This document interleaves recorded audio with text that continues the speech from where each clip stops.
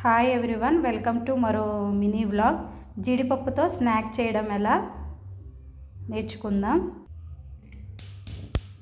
Stove on చేసి pan పెట్టి ఆ ప్యాన్లోకి 2 టేబుల్ స్పూన్ గీ అనేది వేసుకుందాం.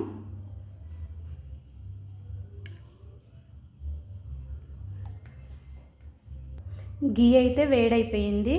సో జీడిపప్పు అనేది ఈ గీలోకి వేసుకుందాం. ఈ జీడిపప్పు అనేది గోల్డెన్ బ్రౌన్ కలర్ వచ్చేంత వరకు మనం ఈ నెయ్యిలోని వేయించుకుందాం.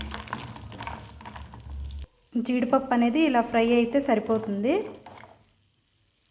సో ఈ జీడిపప్పులోకి 1/2 టేబుల్ స్పూన్ పసుపు,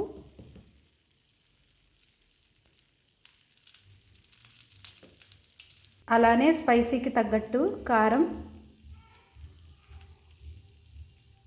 టేస్ట్కి తగినంత సాల్ట్, వీటిని ఒకసారి కలుపుకుందాం.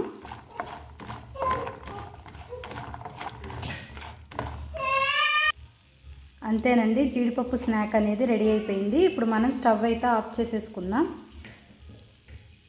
మీరు కూడా ఒకసారి ట్రై చేసి ఎలా వచ్చిందో కింద కామెంట్ చేయండి. Thanks for watching.